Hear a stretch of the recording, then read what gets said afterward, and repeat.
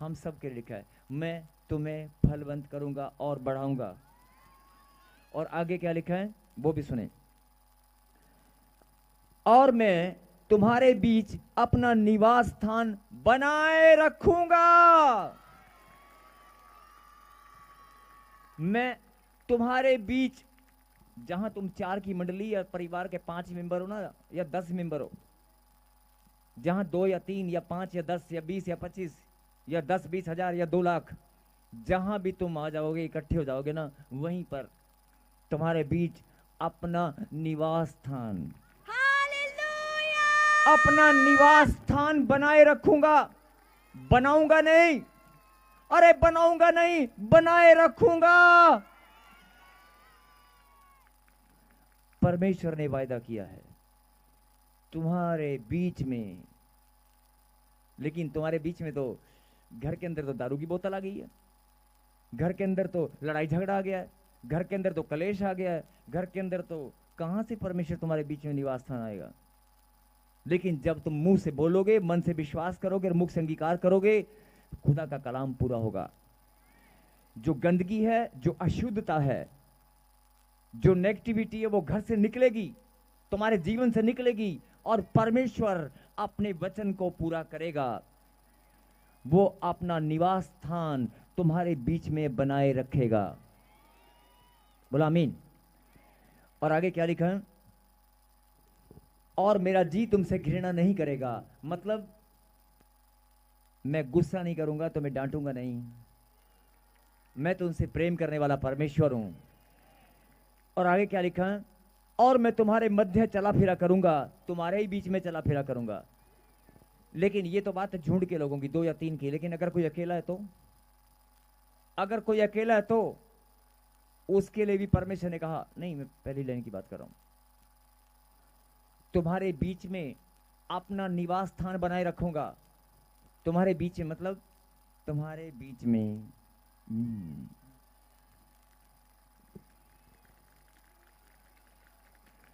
अभी मैंने झुंड समझाया कि 4 या 5 हैं तो तुम्हारे बीच में निवास स्थान बनेगा। तुम परिवार के 10 मेंबर हो, 20 मेंबर हो, तो बीच में निवास स्थान बनेगा। लेकिन अगर तुम अकेले हो तो परमेश्वर अकेले हर एक से बात कर रहा है, हर एक से। तुम्हारे बीच में, तुम्हारे बीच में, तुम्हारे अंदर अपना निवास स्थान बनाए रखेगा। उसका वास तेरे ही अंदर होगा। जो लोग बोलते हैं परमेश्वर तू कहां है, मैं 10 साल से ढूंढ रहा हूं, मैं तुझे इतने साल से ढूंढ रहा हूं, मैं बड़ी लंबी चौड़ी प्रार्थना करके थक गया हूं, उपवास प्रार्थना करके मेरी प्रार्थना कोई सुनता नहीं है। अरे बाहर कहां ढूंढ रहा है, अंदर देखना। उसने कहा मैं अपना निवास स्थान तेरे ही बीच में बनाए रखूंगा। ढूंढना, यहां है परमेश्वर, लिखा है कलाम के अंदर, अपना निवास स्थान तेरे बीच में बनाए रखूंगा। और अगर बनाए रखूंगा तो उसे कोई नष्ट नहीं कर सकता, और तुम्हारे ही बीच में चला फिरा करूंगा, तुम्हारे ही बीच में चला फिरा करूंगा। अब बताओ, परमेश्वर का निवास स्थान तुम्हारे अंदर है, उसकी कृपा दृष्टि तुम्हारे पर बनी हुई है, उसकी कृपा दृष्टि तुम्हारे ऊपर बनी हुई है, उसका निवास स्थान तुम्हारे अंदर है। और उसने कहा मैं अपनी वाचा को तुम्हारे लिए पूरा करूंगा, और तुम्हारे सपने पूरे नहीं होंगे, जो तुम मांग रहे हो वो पूरे नहीं होंगे। अरे परमेश्वर तुम्हारे अंदर है, सपने पूरे नहीं होंगे। अरे सपने तो खुद चल के आएंगे तुम्हारे पास। सपने में जो तुम सोचा था, जो टारगेट है ना, वो खुद कदमों में चलकर आएगा। Yes amen. और वो टारगेट तुम्हारे कदमों में आकर कहेगा मुझे रोंद डाल, टारगेट पूरा कर, आखिरी स्टेप उठा और कुचल दे। जैसे लास्ट लाइन होती है ना जीत के लिए, लास्ट लाइन समझते हो, आखिरी एक कदम उठा और जीत जा।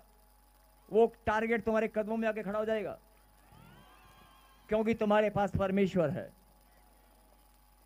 और दुख की बात क्या है, जो लोग मेरे नाम को नहीं जानते, जो लोग मेरी महिमा से अभी दूर हैं, जो लोग मेरी महिमा करने से अभी चूक गए हैं, जिनके ऊपर मैंने अपना अनुग्रह नहीं किया, वो भी मेरी संतान है और तुम भी मेरी संतान हो।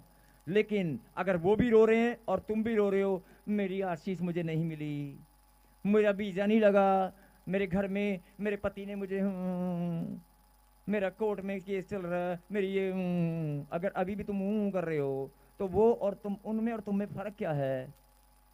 उनके ऊपर वो भी परमेश्वर के संतान है, तुम भी परमेश्वर के संतान हो, लेकिन वो अभी अनुग्रह और कृपा दृष्टि पाई नहीं है। जो कृपा दृष्टि तुम्हारे ऊपर है वो उनके ऊपर अभी होना बाकी है। इसलिए तुम अपनी वैल्यू को पहचानो। तुम लाडले पुत्र हो, लाडले। आमेन। आज से ये बोलना बंद करें, आनंद के साथ प्रभु को सुबह से शाम तक धन्यवाद करो और बोल दो, परमेश्वर आपकी कृपा दृष्टि मुझ पर बनी हुई है। आज से मांगना बंद करो, प्रभु मुझ पे अपनी दया कर दे। उसने कहा मैं तो बनाए रखूंगा, और अपनी कृपा दृष्टि मेरे बच्चों पर, मेरे घराने पर बनाए रखेगा, सब पर बनाए रखेगा। और लिखा है, और मैं तुम्हारे मध्य में चला फिरा करूंगा और तुम्हारा परमेश्वर बना रहूंगा और तुम मेरी प्रजा बने रहोगे। बोलो आमीन। मैं तुम्हारा परमेश्वर हूं और बना ही रहूंगा, मेरे सिवाय कोई नहीं आने वाला। कहने का मतलब क्या हुआ? जो समझने की बात है, बात सपने से शुरू हुई थी। ये लास्ट बात है, जरा ध्यान से सुनना।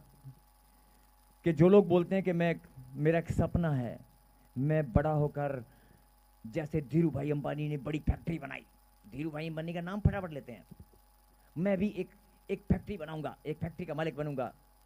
किराने की दुकान तो खोल नहीं पाता। उसे कहते ना कि चल एक काम कर, ठीक है तू बड़ी फैक्ट्री खोलूंगा तेरी खातर, पर बेटे काम कर, अभी मेरे पास थोड़े से पैसे, तुझे किराने की दुकान खोल देता हूं। खोलेगा बच्चा? जो बंदा कहता है मैं बड़ी फैक्ट्री खोलूंगा पापा, मैं बड़ा सपना बहुत बड़ा है पापा, लेकिन जब काम की बारी आती है ना, छोटे काम को देखकर किराने की दुकान मैं खोलूंगा, मेरे दोस्त क्या कहेंगे, ना ना ना ना बंद करो, खोलेगी नहीं। जब आप कामों से शर्माएंगे, छोटे कामों में, आप समझ रहे हैं मेरी बात? हालात और सिचुएशन को देखते, मैं ये नहीं बोल रहा हूं कि समझौता करो, लेकिन परमेश्वर आपसे बेहतर जानते हैं। कोई काम छोटा बड़ा नहीं है। आप समय के अनुसार जो मिलता है करते चले जाओ, लेकिन अपने सपने देखना बंद मत करो। उन सपनों को मेरा परमेश्वर पूरा करेगा, करेगा।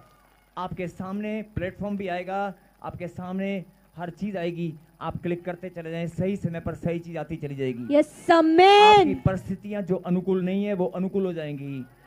जीत का अभिषेक आपके ऊपर उतरेगा, आमेन। जीत का अभिषेक आपके ऊपर ठहरेगा और आप जीतते चले जाओगे। Yes amen. अभी एक बात और मैं बताना चाहता हूं। बहुत सारे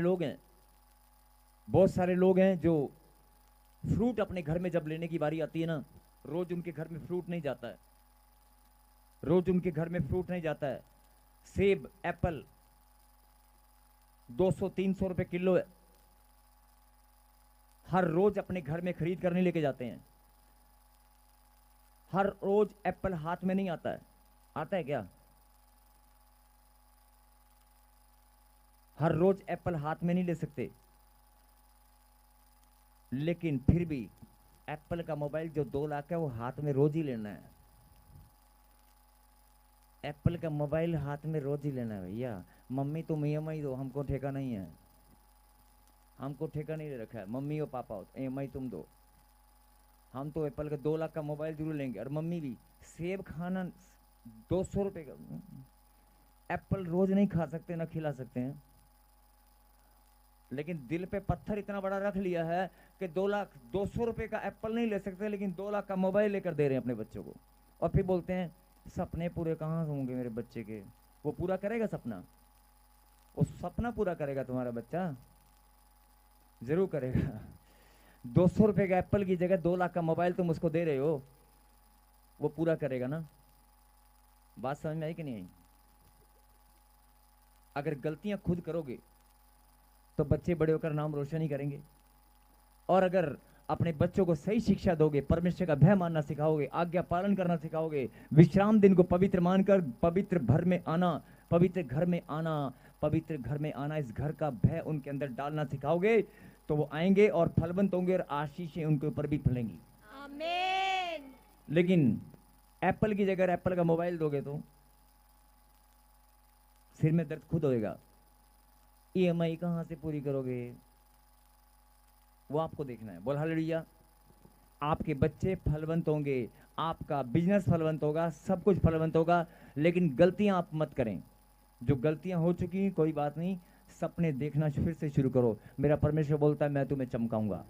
आमीन। आइए हम प्रार्थना में। जिन लोगों ने सपने देखना छोड़ दिया था, जो फेलियर हैं, आई command in the mighty name of Jesus Christ, जिसने तुम्हें फेल किया उसे मैं डांटता हूं। जिसने तुम्हें, तुम्हारे हालात और परिस्थिति को, तुम्हें झुकाने की कोशिश की, उस हालात और परिस्थिति को मैं डांटता हूं यीशु मसीह नासरी के नाम से।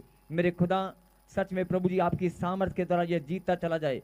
जिस काम को भी हाथ लगाए ये बच्चे फलवंत हो, आपका वचन इनके जीवन में कार्य करे। आपने वचन में वायदा किया, मैं अपनी कृपा दृष्टि तुम पर बनाए रखूंगा और मैं तुम्हें फलवंत करूंगा, तुम्हें बढ़ाऊंगा और तुम बढ़ते ही चले जाओगे। तुम्हारे सपने जो तुमने देखना छोड़ दिया था, मैं उन सपनों को पूरा करने वाला परमेश्वर हूं। मैं तुम्हें आमीन।